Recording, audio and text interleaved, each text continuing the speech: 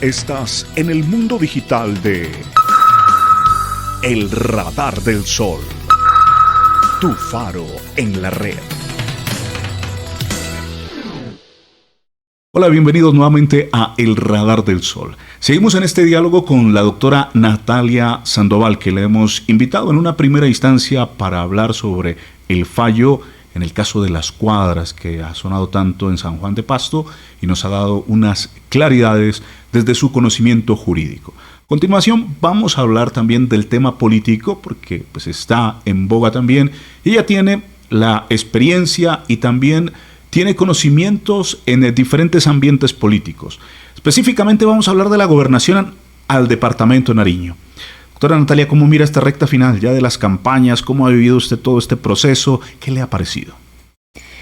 Bueno, primero pues es la primera vez que yo estoy en un proceso así electoral como tan de frente. Y estuvo como precandidata también, ¿no? Sí, hace unos meses pues pasamos también por ese proceso. La política es un tema muy duro realmente, porque es exponer la humanidad de una persona, puede ser, no digamos buena o mala, ¿no? Pero digamos de un modo de actuar o de otro frente a todo tipo de críticas. Sí, al escarnio público, como se dice, ¿no? Sí. Entonces, ese proceso es duro, además que las campañas son desgastantes, digamos en materia de recursos, en materia de jornadas, ¿no? De agendas y todo esto. Entonces ha sido un poco difícil, pero ha sido un proceso bonito. A mí me ha gustado mucho. En la campaña en la Cuando que dice me ha gustado mucho, ¿es que lo volvería a repetir? No sé. Bueno. No sé, hay que esperar, ¿no?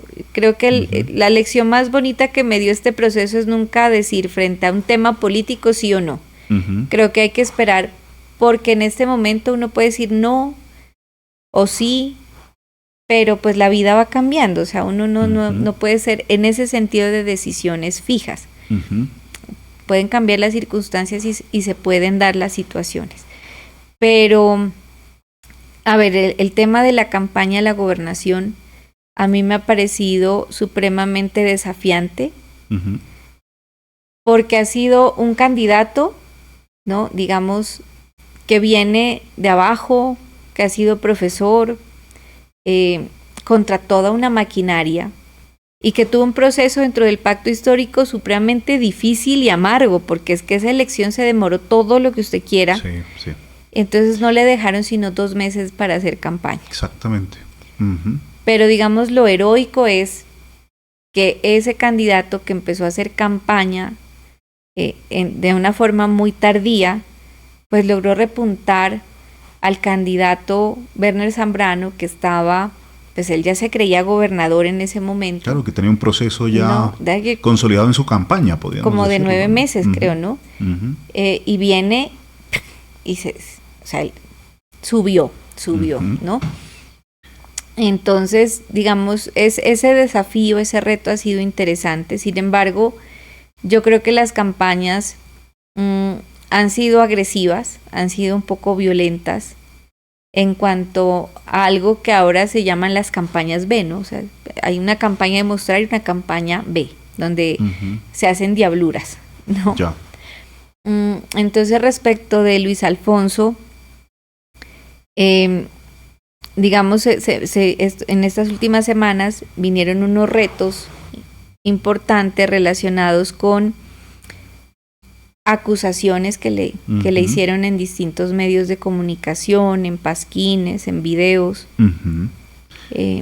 y que han sido difíciles porque pues han tratado de manchar su imagen. Ya. Hablemos de esos aspectos, pero antes me gustaría preguntarle a usted, desde la visión política, ¿usted cree que lo del presidente Petro ha afectado a esta campaña de Luis Alfonso, en el sentido de que muchos medios locales, periodistas que a diario casi en sus emisiones dicen que Petro está incumpliendo con el departamento, que no destinó recursos para el año 2024 en el presupuesto, etcétera, etcétera? Es decir, a diario vienen esos comentarios de comunicadores locales frente a lo que es la representación de Petro y que seguramente pues va a afectar al candidato del pacto a nivel regional y lo saben, ¿no? ¿Usted cómo mira esa realidad? Bueno, primero hay que partir de que varios de los periodistas locales, de los que vienen ese tipo de afirmaciones, pues han sido periodistas del establecimiento, han sido periodistas de derecha. Y es más, muchos, y la mayoría diría yo, de tinte uribista. Ya. Y el uribismo jamás, así el presidente Petro haga algo bueno, ellos lo van a aplaudir. O sea, todo está mal. Todo está mal. Por otro lado, yo creo que lo que no ha entendido este extremo de la política que está metido en el periodismo es que no han entendido que Petro no es el pacto. O sea, Petro para nosotros es un gobierno de transición. El pacto es el logo y el nombre de todo un proyecto político. De un proceso. Y de un proceso que nos inspiró con Petro, porque la llegada de él al poder nos dijo, sí pueden. Ya. Sí puede haber un gobierno progresista. Pero hay que ir articulando esos cambios. Es decir, nosotros tuvimos secuestrado el Estado por este establecimiento desde que somos la patria boba. Sí, hace décadas. Exacto. Que vienen con el mismo línea política del poder, ¿no? Exacto. Entonces, obviamente uno no va a poder desmantelar esas estructuras en un año. ¿Por qué cree que la gente piensa que Petro no está haciendo nada por Nariño? Yo no creo que Petro no esté haciendo nada por Nariño. Yo creo que hay una desinformación que están promoviendo los senadores de derecha con el fin de beneficiar a su candidato a la gobernación, que es Werner Zambrano. Pero es que es ridícula esa explicación, porque entonces yo les digo, ¿qué haría entonces que a Werner Zambrano sí le den recursos cuando él es un candidato de oposición al gobierno de Petro? Aunque en los últimos meses dio ese viraje, ¿no? Tal vez muy oportunista, cambiándose a apoyar a Petro en las presidenciales, ¿no? Bueno, él se metió y apoyó porque viene precisamente de esa política tradicional, llámese liberal, partido de la... O sea, para mí son liberales y conservadores, así se cambien el nombre. Y cómo han podido sobrevivir a lo largo de los años para no perder el poder, reencauchándose. Entonces, ¿qué dijo él?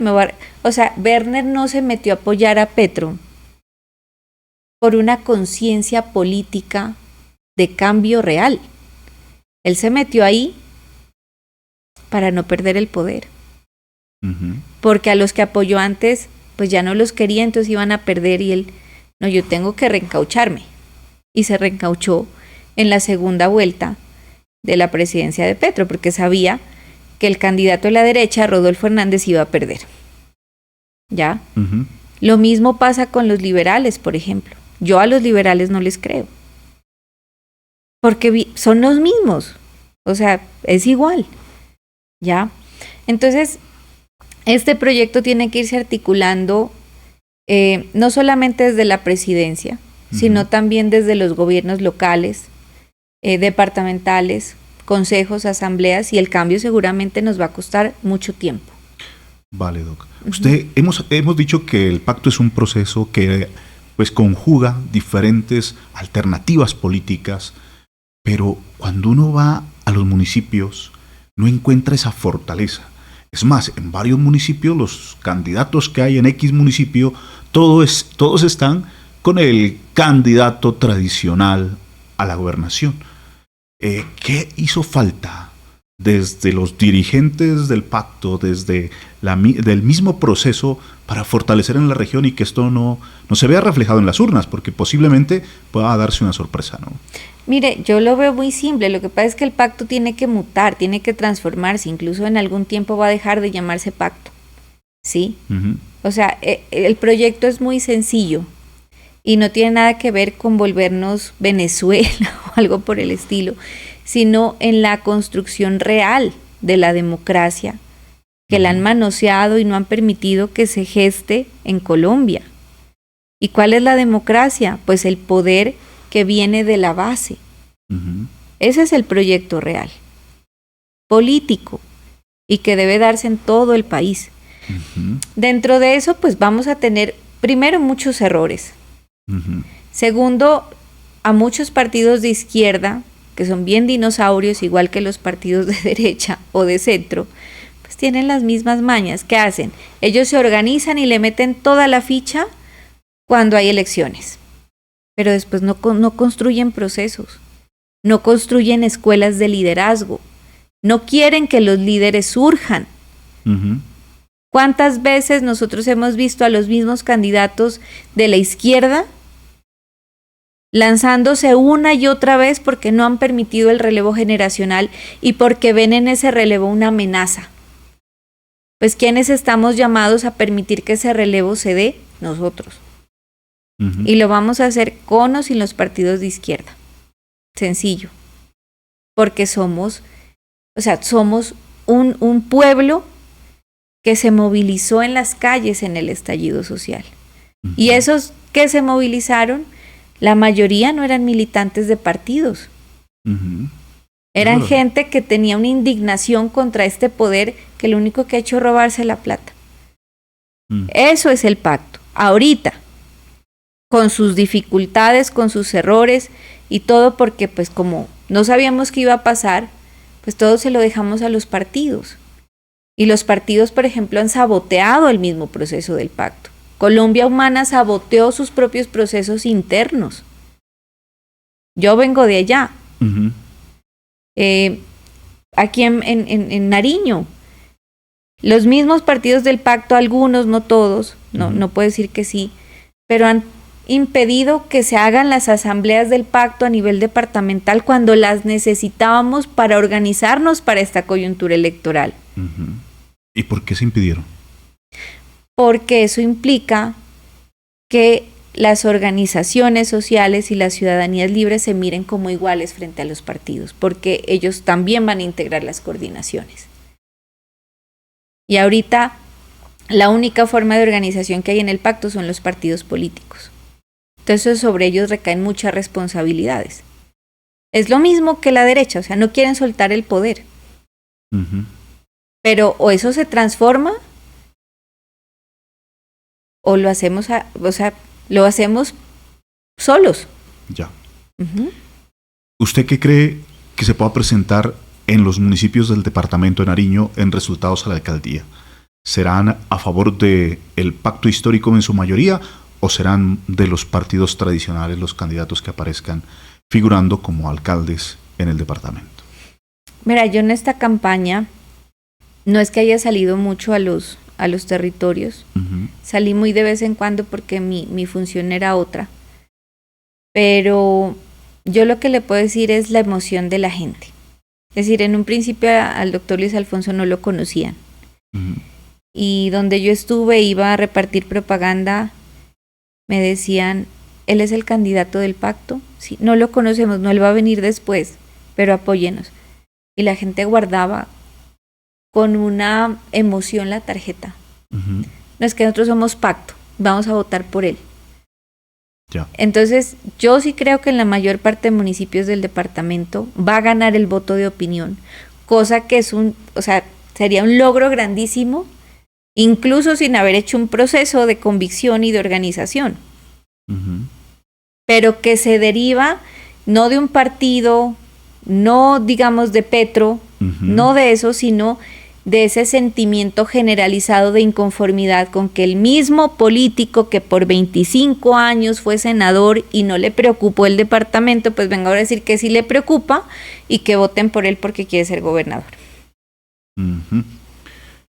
Bueno, pues doctora Natalia, volvamos al tema de estos últimos momentos electorales donde han aparecido algunas circunstancias. Se lo acusa, o se demanda, o se pone de manifiesto temas con Luis Alfonso Escobar, con una contratación con el Fondo del Valle, fondo que ha sido muy polémico, ¿no? Por el tema también de los dineros de regalías, de los dineros de la paz, y que ahora aparece él figurando como uno de los contratistas, y que pues se ha mostrado algunos documentos también donde aparece figurando, y bueno, pues se lo cuestiona en ese sentido y se lo relaciona con el actual gobernador en la línea política, etcétera. ¿Cuál es su posición al respecto? Bueno, yo la tengo muy clara. O sea, una cosa es esa narrativa que nos quieren construir frente a un candidato honorable, solo para que su candidato no se sienta mal por no ser tan honorable. No, pero es lo siguiente, a ver. Luis Alfonso Escobar es docente y como docente tiene la posibilidad de asesorar otros proyectos. Por ejemplo, si a mí me llaman a asesorar un tema, yo voy y lo hago. Estoy en la libertad de hacerlo. Claro. ¿Ya? Entonces, él, el sobrino de él, tiene una corporación que se llama Cordensa, que es un emprendimiento, ¿sí? Que es del sobrino, del hermano, creo, y aparece él pues en la junta directiva. Y él, dentro de la función, digamos, que tuvo dentro de esa organización, fue asesorar a su sobrino, que es un ingeniero agrónomo. Entonces, viene la gobernación de Nariño, saca un proceso de contratación de suministro de maquinaria amarilla y se lo gana el Fondo Mixto del Valle. Eso no es culpa del doctor Luis Alfonso, claro, en primer lugar. O sea, si John Rojas tenía prevalencia por el Fondo Mixto del Valle, eso es problema de John Rojas, hay que reclamárselo a John Rojas. Como lo han hecho varias entidades. Exacto, ¿ya? Ahora, viene el Fondo Mixto del Valle y hace una convocatoria. Es mentira que el contrato fue asignado a dedo porque hubo una convocatoria y hay registro de esa convocatoria. Y se lo gana una unión temporal en la que está Cordensa. Ya. ¿No? Y por eso se divide el presupuesto, digamos. No sé. En la asignación. Ajá, sí, bueno, perfecto. Entonces, llega el representante legal, es el sobrino de Luis Alfonso Escobar, quien es el encargado de suscribir el contrato. O sea, en ninguna parte aparece la firma de Luis Alfonso diciendo yo tengo un contrato con... No, el que firma es el representante legal de la corporación. Ese contrato se celebra en abril del 2021. Ya. Y finaliza en septiembre del 2022. ¿Y se cumplió bien?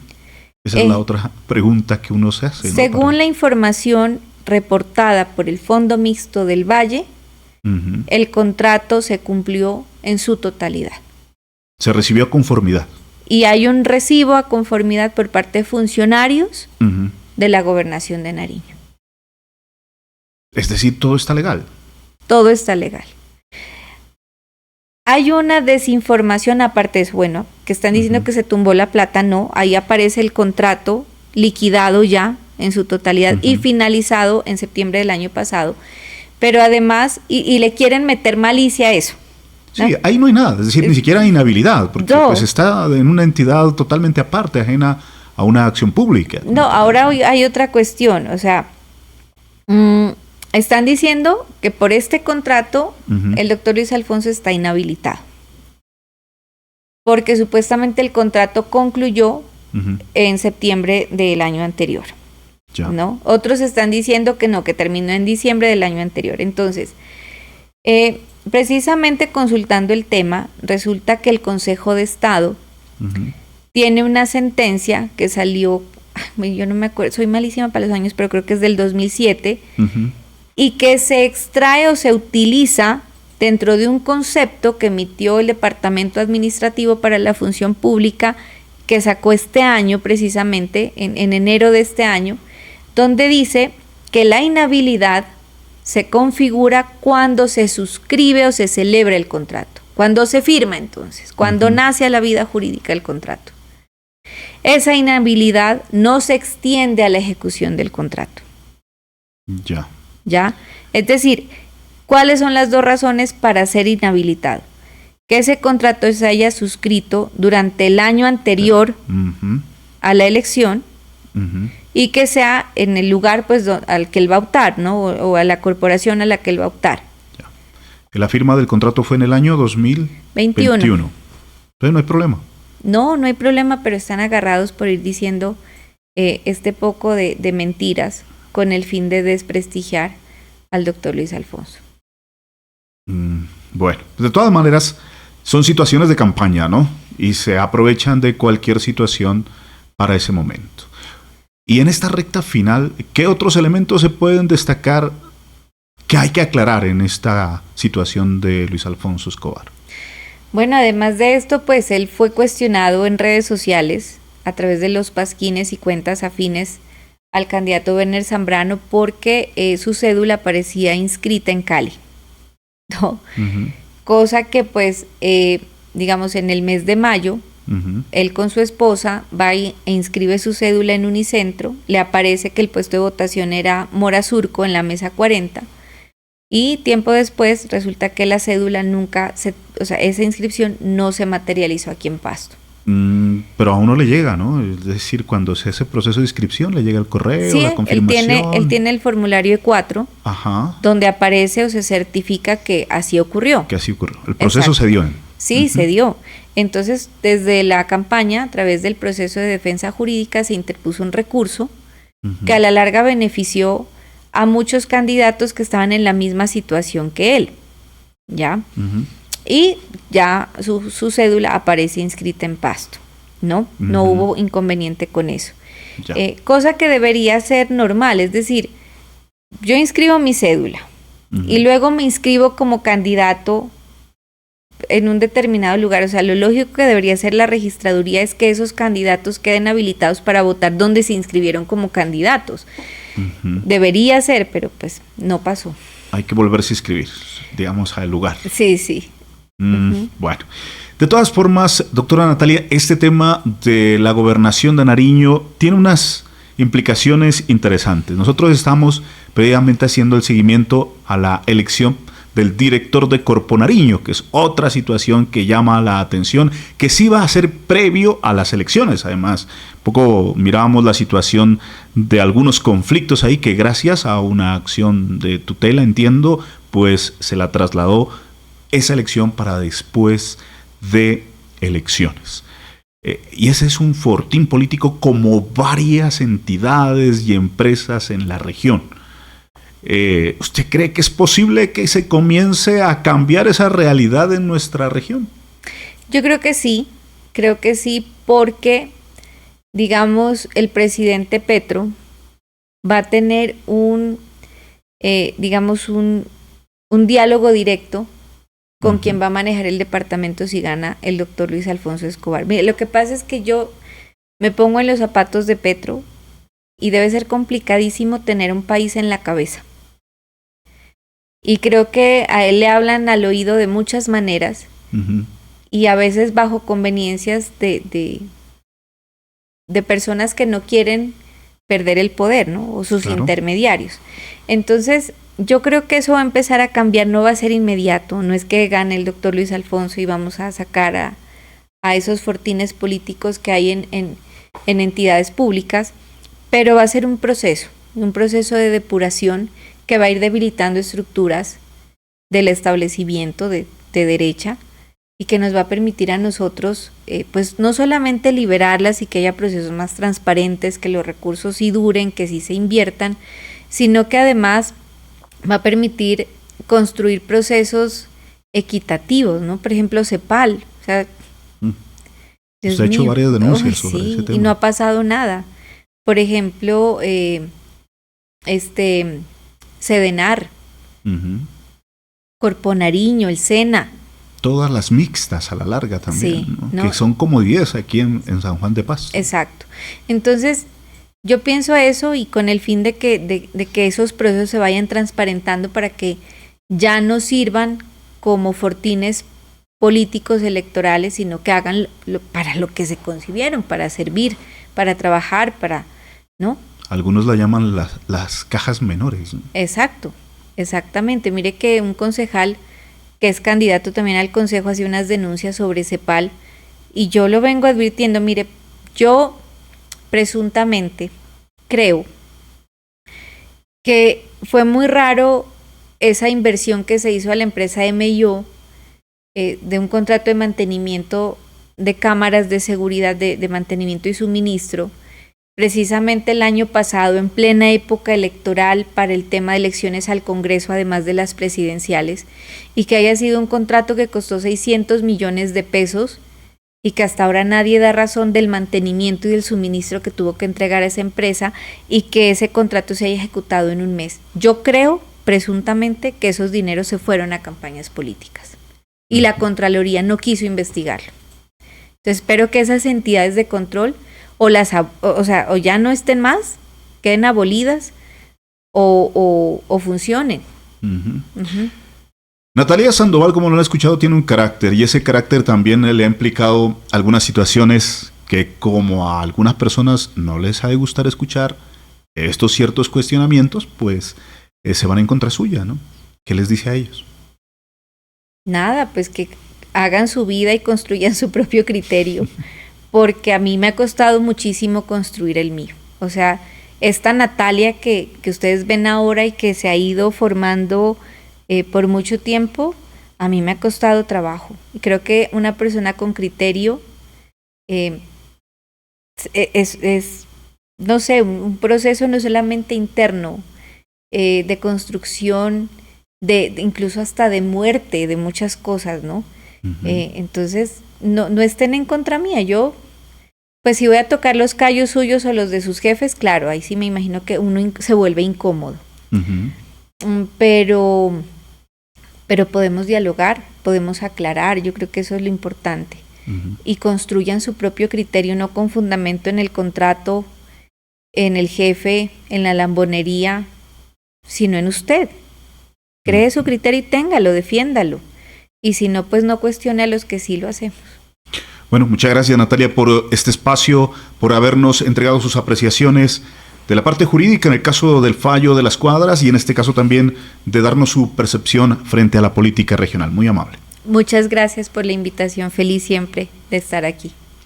A ustedes, amigos, muchas gracias también por su atención. Les invitamos siempre a suscribirse a nuestro canal de YouTube de El Radar del Sol, seguirnos en las diferentes redes sociales, visitar nuestra página web elradardelsol.com. Muy amables y muchas bendiciones.